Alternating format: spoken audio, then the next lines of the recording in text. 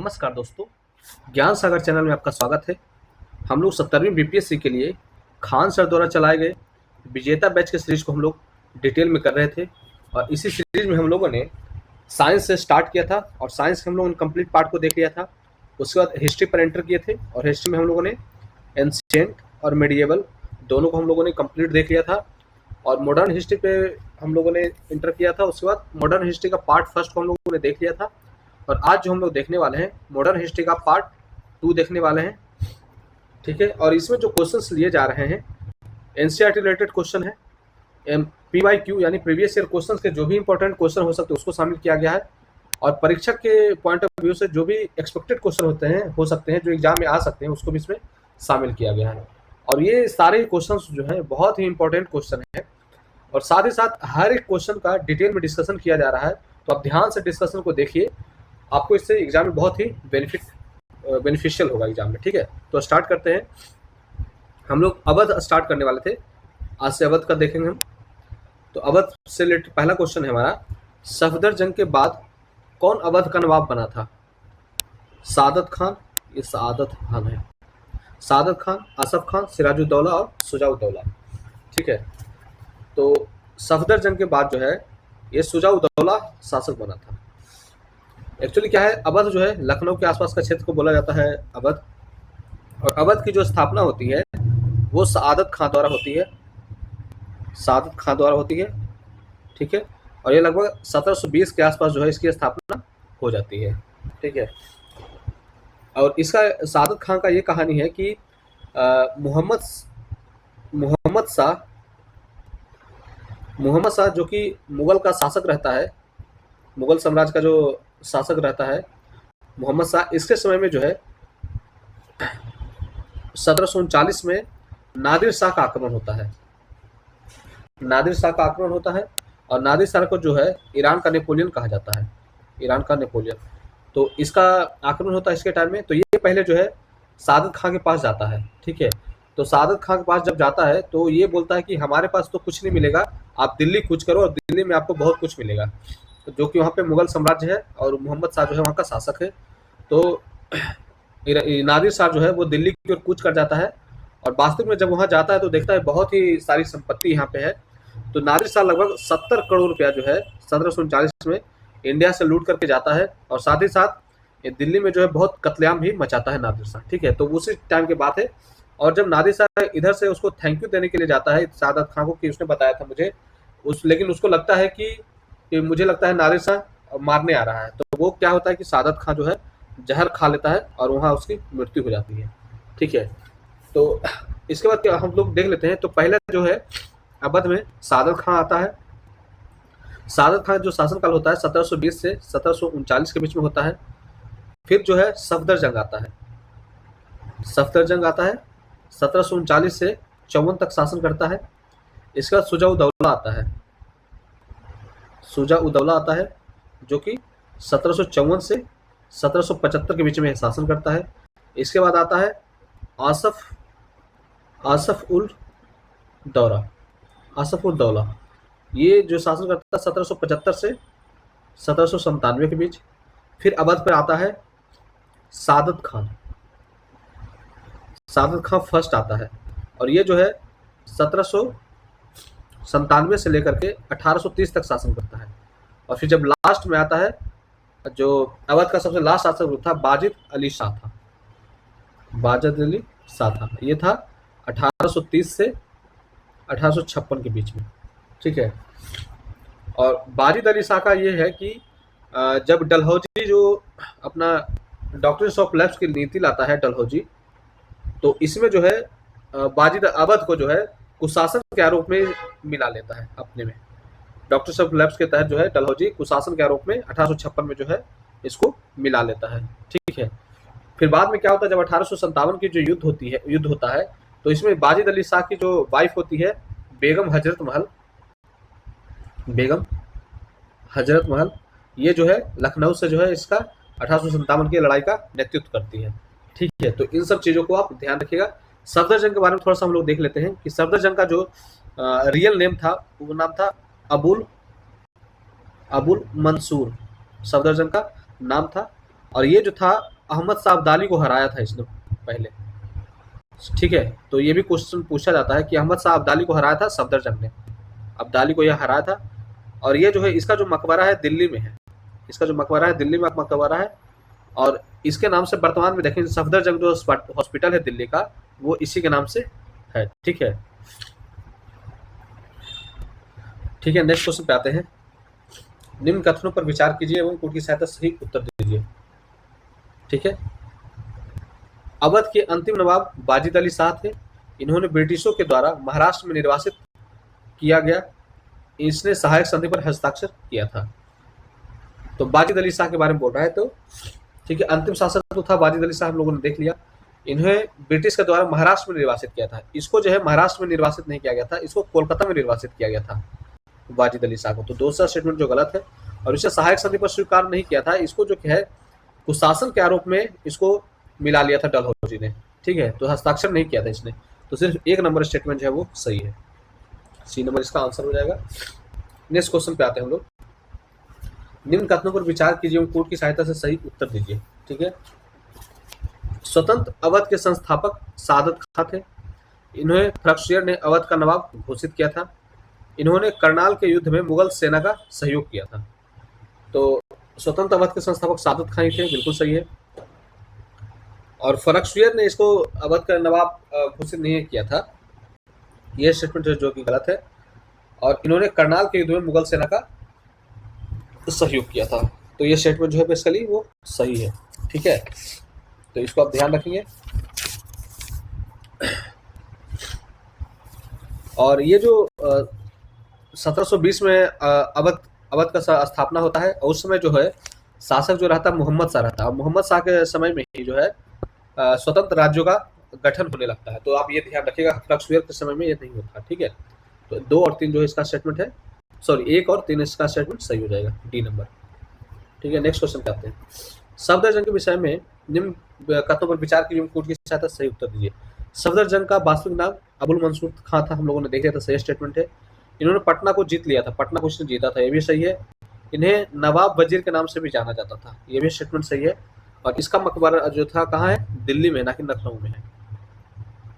ठीक है, तो 4 नंबर स्टेटमेंट गलत है, बाकी सही है। 1 2 3 जो है वो सही है। तो सी नंबर इसका जो आंसर हो जाएगा। ठीक है, नेक्स्ट क्वेश्चन को देखते हैं। अवध के किस नवाब के द्वारा मुगल बादशाह शाह आलम द्वितीय को लखनऊ में शरण दी जाती है? ठीक है, तो आप जानते हैं कि जब लड़ाई होती है 1764 में, तो बक्सर के युद्ध में ये लोग हार जाते हैं। शाह आलम द्वितीय जो है मुगल सम्राट जो है वो हार जाता है। ठीक है, तो उसके बाद जो है शुजा-उद-दौला जो है इसको शरण देता है। शुजा-उद-दौला जो है शरण देता है। उसके बाद भी 1765 में इलाहाबाद की संधि के तहत, जिसमें जो कि है वो इलाहाबाद की संधि के तहत जो है वो शाह आलम द्वितीय को इसको हटा देता है, और बंगाल, बिहार और उड़ीसा का इसको राजस्व वसूलने का अधिकार मिल जाता है 1765 के इलाहाबाद की संधि के तहत। ठीक है, नेक्स्ट क्वेश्चन पे आते हैं। अवध के निम्न नवाबों को काला क्रमानुसार सजाइए। तो हम लोगों ने देख ही लिया था कब कब कौन सा था। तो हम लोग देख रहे थे सफदरजंग का टाइम क्या था, 1739 था, 1739 से 54 था। आसफ-उद-दौला का था 1775 से 97। शुजा-उद-दौला का था 1754 से 75। और वाजिद अली शाह सबसे लास्ट था 1830 से 1856। तो आप मिला सकते हैं काला क्रमानुसार। तो हमारा आंसर जो हो जाएगा, पहला जो होगा इसका सफदरजंग हो जाएगा, 1 फिर हो जाएगा शुजा-उद-दौला, 3 ये हो जाएगा ए नंबर। ठीक है, नेक्स्ट क्वेश्चन पे आते हैं। निम्न कथनों पर कोड से सही उत्तर दीजिए। ठीक है, वाजिद अली शाह अवध के अंतिम नवाब थे, सही है। डलहौजी ने अवध को कुशासन के आरोप में हड़प लिए थे, भी सही है। डलहौजी ने रत्नागिरी महाराष्ट्र में निर्वासित किया था, रत्नागिरी में नहीं किया था, मैं पहले भी क्वेश्चन आ चुका है, ये कोलकाता में किया था। ठीक है, तो ये स्टेटमेंट है वो गलत है। वाजिद अली शाह जनता के बीच काफी लोकप्रिय थे, स्टेटमेंट सही है। तो 1 2 4 स्टेटमेंट जो है वो सही है, सी नंबर इसका आंसर हो जाएगा। नेक्स्ट क्वेश्चन पे आते हैं। अवध के किस नवाब के द्वारा अपनी राजधानी लखनऊ घोषित की गई थी? तो अवध का एक नवाब था, आप इसको याद रखिएगा, आसफ-उद-दौला। आसफ-उद-दौला जो था वो अपना जो राजधानी बनाया था वो लखनऊ बनाया था। ठीक है, इसको आप ध्यान रखिएगा। नेक्स्ट क्वेश्चन है। अवध के विषय में निम्न कथन पर विचार कीजिए, कोड की सहायता सही उत्तर दिए। अवध के नवाब आसफ-उद-दौला ने लखनवी संस्कृति को बढ़ावा दिया था। सही है स्टेटमेंट है। सादत खान द्वितीय ने लखनऊ में खूनी दरवाजा, एक खूनी दरवाजा है, खूनी दरवाजा एवं इमाम बाड़ा का निर्माण करवाया था। तो ये भी इसने करवाया था, तो दोनों स्टेटमेंट जो है वो सही है कि सादत खान द्वितीय जो था लखनऊ में खूनी दरवाजा और इमाम बाड़ा का निर्माण करवाया था। ठीक है, दोनों स्टेटमेंट सही है। नेक्स्ट है, अवध के किस नवाब ने बेलेजली के साथ सहायक संधि हस्ताक्षर किया था? तो इसमें जो था सादत खान द्वितीय जो था, इसने जो है बेलेजली के साथ जो है सहायक संधि स्वीकार किया था। कब? 1798 में। 1798 में जो है इसने स्वीकार किया था। और इस समय मुगल शासक कौन था? तो आप जानते हैं शाह आलम द्वितीय था। शाह आलम द्वितीय के समय में जो है अवध का नवाब जो है बेलेजली के साथ सहायक संधि कर लेता है। और शाह आलम द्वितीय का जो समय क्या रहता है? 1759 से 1806 के बीच में। ठीक है, नेक्स्ट क्वेश्चन पे आते हैं। कौन सा एक इलाहाबाद की द्वितीय संधि के विषय में सत्य नहीं है? तो इलाहाबाद के संधि के विषय में कौन सा सही नहीं है? बेसिकली ये आंसर ये पूछ रहा है क्वेश्चन। यह संधि 1765 में रॉबर्ट क्लाइव और सुजाउद्दौला के बीच हुआ था। बिल्कुल स्टेटमेंट सही है। नवाब ने कंपनी को युद्ध हर जाने के रूप में 50 लाख रुपए देने का वायदा किया था। ये भी सही है।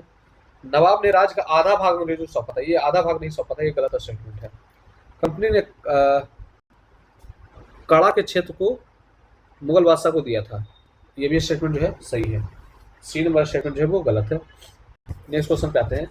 अवध के नवाब सुजाउद्दौला ने बनारस की संधि किस ब्रिटिश गवर्नर के साथ की थी? तो सुजाउद्दौला जो है बनारस की संधि करता है, और ये जो करता है वारेन हेस्टिंग्स के समय में करता है। वारेन हेस्टिंग्स के समय में करता है सुजाउद्दौला, और ये जो है लगभग करता है, इसका जो समय है आप जानते हैं कि सुजाउद्दौला जो है 1754 से 75 के बीच में इसने शासन किया था। तो इसी के बीच में जो है बनारस की संधि होती है सुजाउद्दौला और रॉबर्ट वारेन हेस्टिंग्स के समय में। ठीक है।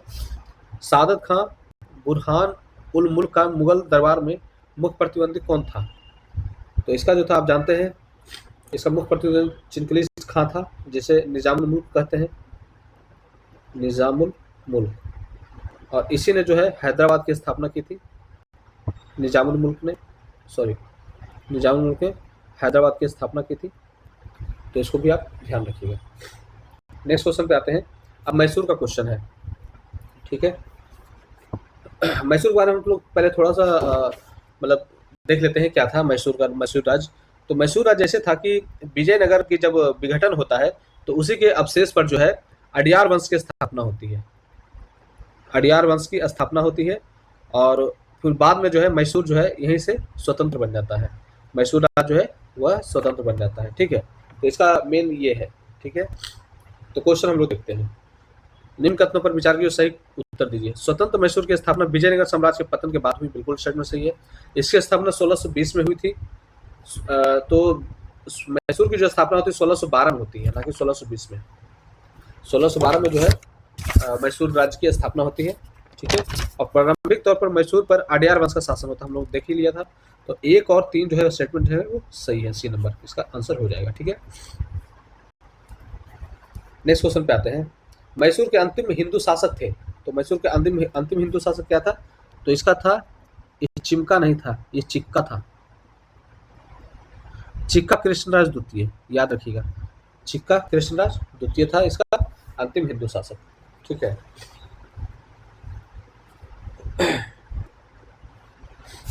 और कुछ मैं बता देता हूँ, उसको आप ध्यान रखिएगा कि 1751 में जो है 1751 में मराठा ने मैसूर पर आक्रमण किया था। मराठा जो है मैसूर पर आक्रमण किया था। और 1761 में जो है हैदर अली पास जो है सत्ता आ जाती है, और हैदर अली जो है वो मैसूर का शासक बनता है। मैसूर का जो शासक बनता है वो हैदर अली 1761 में बनता है। ठीक है, और ये 4 युद्ध लड़ता है। बेसिकली मैसूर में जो होते हैं 4 युद्ध होते हैं, हम लोग देखेंगे आगे। हैदर अली के विषय में निम्न कथन पर विचार कीजिए एवं उनकी सहायता सही उत्तर दीजिए। 1749 में हैदर अली ने अपना राजनीतिक जीवन एक सैनिक के रूप में शुरू किया था। तो ये स्टेटमेंट बिल्कुल सही है, किया था। मैसूर के राजस्व मंत्री नंदराज ने हैदर अली को सहयोग दिया था। जब मैसूर स्वतंत्र हुआ था ना, तो उसमें दो सहयोगी बहुत, मतलब 2 मंत्री हुए थे। एक नंदराज थे और एक था देवराज। तो देवराज भी पूछा जा सकता है। नंदराज और देवराज थे, इन्होंने सहयोग दिया था। 1755 में वह डिंडीगुल का फौजदार बना था। बिल्कुल है, सही है। डिंडीगुल को फौजदार बना था। 1770 तक उसने मैसूर की सत्ता को अपने हाथ में लिया था। 1770 नहीं, जबकि 1761 में तो ले लिया था उसने ना। तो 1 2 3 स्टेटमेंट जो है वो सही हो जाएगा। 1 2 3 ठीक। नेक्स्ट क्वेश्चन पे आते हैं। प्रथम आंग्ल मैसूर युद्ध में मराठों ने किसका सहयोग किया था? तो मराठों ने जो सहयोग किया था वो बेसिकली हैदर अली को सहयोग किया था। बेसिकली इसमें क्या हुआ था मैं बताता हूँ, इसको थोड़ा सा हम लोग डिटेल में ही देख लेते हैं। जो 4 युद्ध हुए थे मैसूर के, तो फर्स्ट आंग्ल मैसूर युद्ध हुआ था। अभी थोड़ा सा हम उसको देख लेते हैं।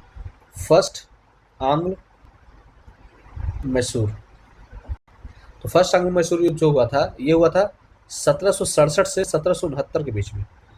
और इसमें जो था मराठा प्लस निजाम और हैदर अली, ये तीनों मिलकर लड़े थे अंग्रेजों के खिलाफ में, ठीक है। और इसमें जो गवर्नर जनरल जो था वो वेरलेस्ट, ठीक है। और इसमें जो है हैदर अली की जीत होती है। इसमें जो है फर्स्ट आंग्ल मैसूर युद्ध में जो है हैदर अली जीत जाता है, ठीक है। सेकंड आंग्ल मैसूर जो युद्ध जो हुआ था 1780 से 1784 के बीच में हुआ था। और इसमें जो है हैदर अली की सहायता मराठों ने दी थी, लेकिन क्या होता है कि बीच में ये भाग जाते हैं। मराठे और निजाम जो है बीच में इसको हैदर अली को छोड़कर भाग जाते हैं। लेकिन क्या होता है कि ये हैदर अली जीत तो जाता है, लेकिन इसी बीच में जो है एक और युद्ध हो जाता है जिसे बोलते हैं पोर्टोनोवा का युद्ध हो जाता है। और इसी में जो है 1782 में होता है। पोर्टोनोवा का युद्ध होता है 1782 में होता है। और इसी युद्ध में जो है हैदर अली मारा जाता है। लेकिन जो है सेकंड जो आंग्ल मैसूर युद्ध होता है वो हैदर अली जीत लेता है, लेकिन उसी क्रम में जो है पोर्टोनोवा का युद्ध होता है 1782 में, और उसमें हैदर अली मारा जाता है। और इसके ये जो था वारन हेस्टिंग्स के टाइम में हुआ था, वारन हेस्टिंग्स। और हैदर अली के साथ साथ जब ये भाग जाते हैं, मराठा और ये सब भाग जाते हैं, तो इसमें जो है टिप्पू सुल्तान जो है इसमें आकर लड़ता है, साथ देता है, ठीक है। अब थर्ड मैसूर युद्ध जो हुआ था वो 1790 से 92 के बीच में हुआ था। और इसमें जो है उल्टा हो जाता है। यहाँ तो हैदर अली मारा गया, और इसके बाद जो इसका बेटा जो है टिप्पू सुल्तान अकेला पड़ जाता है। और अंग्रेजों का जो साथ देते हैं, अंग्रेजों को साथ दे देता है ये लोग, क्या नाम है, मराठा, निजाम और अंग्रेज जो है एक साथ मिलकर लड़ते हैं। और इसमें जो है इस समय जो है कार्नवालिस इसका गवर्नर रहता है, गवर्नर जनरल। और इसमें जो है अंग्रेजों की विजय हो जाती है, मतलब इन तीनों की विजय हो जाती है और टिप्पू हार जाता है, ठीक है। और फिर होता है फोर्थ और लास्ट होता है जो कि 1799 ईस्वी में होता है। और इसमें भी टिप्पू अकेला लड़ता है और यहाँ जो है अंग्रेज लड़ते हैं। और ये जो है लॉर्ड वेलेस्ली के टाइम में होता है। और टिप्पू को हराने के लिए खासकर जो है वेलेस्ली को बुलाया जाता है, ठीक है। और इस युद्ध में जो है टिप्पू हार जाता है और टिप्पू की इसमें जो है मृत्यु हो जाती है, चौथे वाले में मृत्यु हो जाती है। और टिप्पू सुल्तान को जो है शेर मैसूर कहा जाता है, और साथ साथ हम लोग ये भी देख लेते हैं कि जो फर्स्ट आंग्ल मैसूर युद्ध हुआ था वो मद्रास की संधि के साथ खत्म हुआ था, मद्रास की संधि। और सेकंड जो हुआ था मैंगलोर की संधि के साथ खत्म हुआ था। और थर्ड जो हुआ था वो श्रीरंगपट्टनम की संधि खत्म हुआ था। और चौथा जो है मैसूर की संधि से खत्म हुआ था। तो इन सब चीज़ों से इतना हम लोग करने के बाद पूरा जो है मैसूर का हम लोग सारा क्वेश्चन को बना सकते हैं इजीली, ठीक है। नेक्स्ट क्वेश्चन पे हम लोग आ जाते हैं। द्वितीय आंग्ल मैसूर युद्ध के विषय में निम्न कथनों पर विचार कीजिए और कूट की सहायता सही उत्तर दीजिए। इस युद्ध में प्रारंभिक स्तर पर मराठों एवं निजाम ने हैदर अली का समर्थन किया था। हमने अभी बताया कि सही प्रथम में तो सहायता किया ही था। युद्ध की शुरुआत अंग्रेजों द्वारा फ्रांसीसी अधिकार वाले माहे पर आक्रमण से हुई थी। तो ये भी स्टेटमेंट जो है वो सही है, उसी आक्रमण से हुई थी, ये स्टेटमेंट सही है। इस युद्ध में हैदर अली ने अंग्रेज जनरल बेली को परास्त करके अराकाट को जीत लिया था। तो ये भी जो है इसने जीत लिया था, हैदर अली ने जो पहला युद्ध जीत ही लिया था। इसी बीच दौरान पोर्टोनोवा के युद्ध में हैदर अली को जनरल आइकोर्ट ने पराजित किया था। द्वितीय में जो है पोर्टोनोवा जो कि 1782 में होता है और इसमें जो है हैदर अली मारा जाता है। तो ये स्टेटमेंट जो है वो आयरकोर्ट जो है उसको हैदर अली को हरा देता है। ठीक है, तो चारों स्टेटमेंट जो है वो सही है, हमने इसको पहले ही देख लिया था। नेक्स्ट क्वेश्चन पे आते हैं, टिप्पू सुल्तान ने द्वितीय अंग मैसूर युद्ध के दौरान किस अंग्रेज सैन्य अधिकारी को बंदी बना लिया था? तो टिप्पू सुल्तान जो है सेकंड वाले में जनरल मैथ्यूज को जो है बंदी बना लिया था। ठीक है, नेक्स्ट क्वेश्चन पे आते हैं, निम्न संधियों को कालक्रम से सजाइए। तो हमने देख लिया था, पहला जो हुआ था मद्रास की संधि, मद्रास, फिर मंगलौर, फिर श्रीरंगपट्टनम और फिर मैसूर की संधि। ठीक है, तो हम लोग मिला लेते हैं, 2 1 3 4, 2 1 3 4 हो जाएगा इसका आंसर।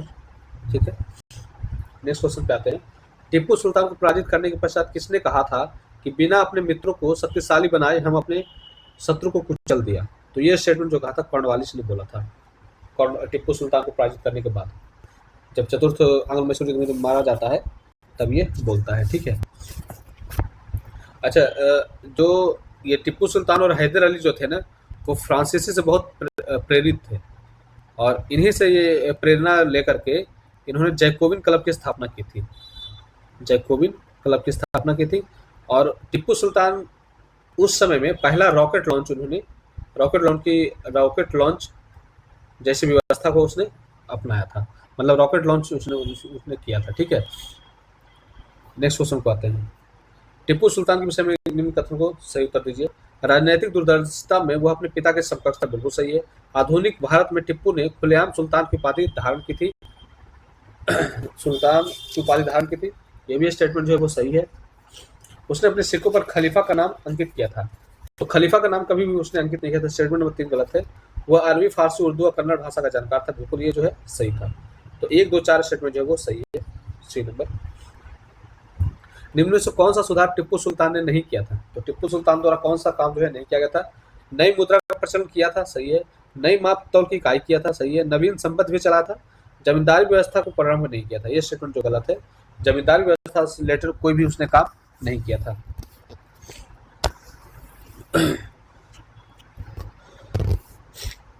नेक्स्ट क्वेश्चन पे आते हैं, टिप्पू ने विदेशी संबंधों पर ध्यान केंद्रित किया था, बिल्कुल सही है।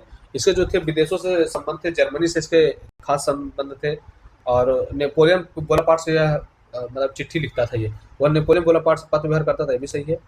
उसने मैसूर में फ्रांसीसी मित्रता के प्रति स्वतंत्रता का वृक्ष रोपा, वही जो स्वतंत्रता का वृक्ष जो है रोपा था टिप्पू ने अपनी राजधानी श्रीरंगपट्टनम में, ये जो था श्रीरंगपट्टनम में यह रोपा था, और साथ ही साथ जैकोबिन क्लब की स्थापना की थी। उसने श्रीरंगपट्टनम में फ्रांसीसियों को एक दुर्ग उपहार में दिया था, तो यह दुर्ग उपहार में दिया था, यह ऐसा कहीं चर्चा नहीं मिलता। ये जो 4 नंबर स्टेटमेंट है वो गलत है, बाकी 1 2 3 जो है वो सही है। नेक्स्ट क्वेश्चन पे आते हैं, टिप्पू सुल्तान के विषय में कौन सा कथन असत्य है? उसने भारत में पहली बार एक रॉकेट का मॉडल तैयार किया, मैंने बात किया था रॉकेट का मॉडल तैयार किया, बिल्कुल सही है। उसने एक नौ सैन्य बोर्ड का गठन किया था, ये भी स्टेटमेंट सही है। उसने मैंगलोर और कालीकट नामक बंदरगाह स्थापित किए थे, कालीकट का नहीं किया था, उसने किया था मुलीदाबाद की स्थापना इसने करवाई थी, का मंगलौर और मुलीदाबाद। तो सी नंबर स्टेटमेंट गलत है। उसने औद्योगिक उद्योग की स्थापना में रुचि थी, सही है, तो सी नंबर स्टेटमेंट गलत है। नेक्स्ट क्वेश्चन पे आते हैं हम लोग, अब देखते हैं जाट, राजपूत और हैदराबाद, इससे रिलेटेड हम लोग क्वेश्चन अब देख लेते हैं।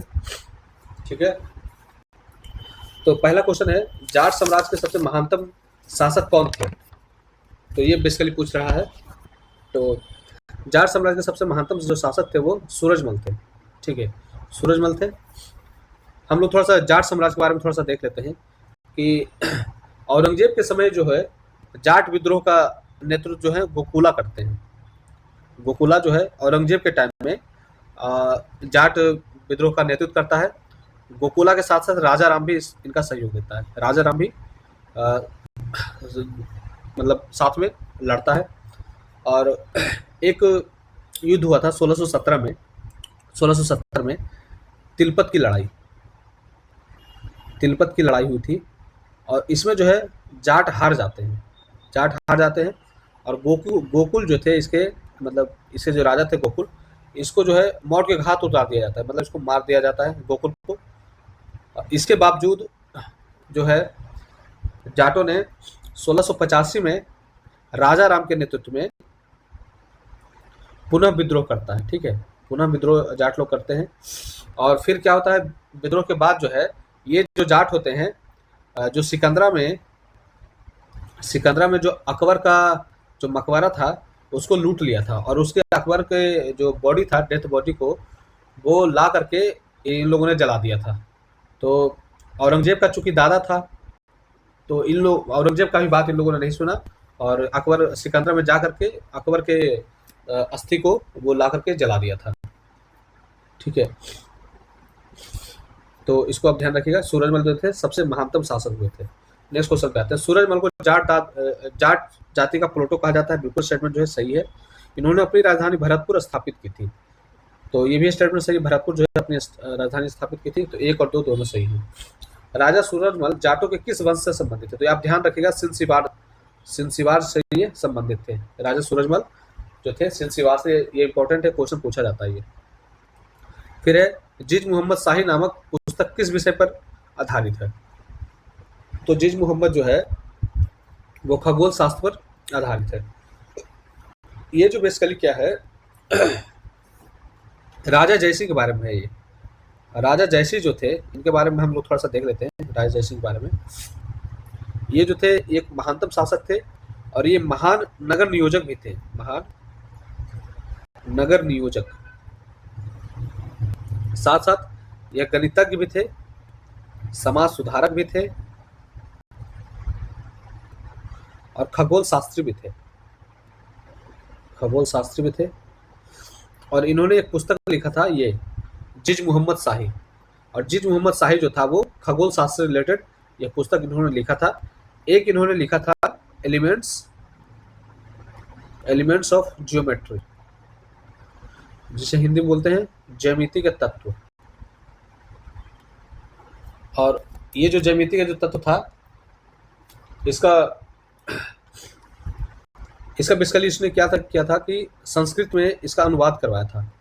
ठीक है, तो इसको आप ये ध्यान रखिएगा कि एलिमेंट्स ऑफ जियोमेट्री जो था वो ज्यामिति के तत्व, इसका इसने संस्कृत में ट्रांसलेशन किया था। साथ ही साथ इसमें एक और इम्पोर्टेंट है कि लघु गणक के ये इनको ज्ञाता माना जाता है। और इन्होंने 4 मेन जगह पे इन्होंने खगोल के विज्ञान के क्षेत्र में इन्होंने काम किया था, जिसमें 5 जगह, जयपुर, दिल्ली, वाराणसी,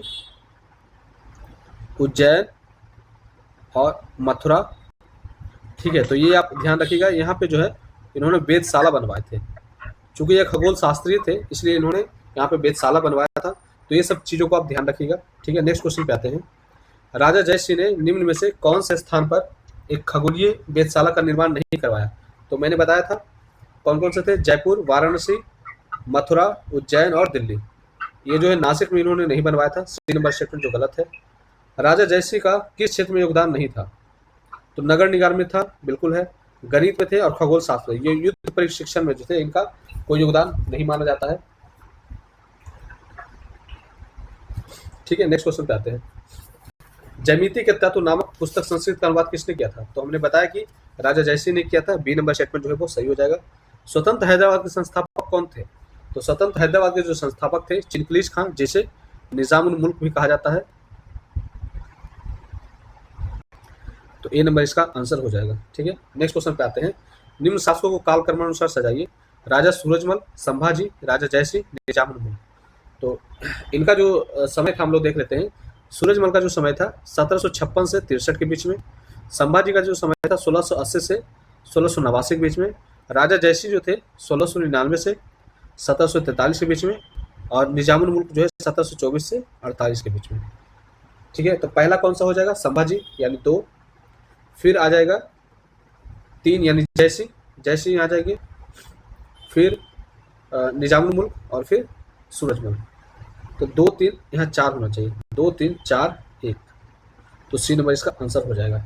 तो धन्यवाद दोस्तों, आप इसी तरह बने रहें और कंटिन्यूटी बना के रखें और खूब सारा मेहनत करें। धन्यवाद।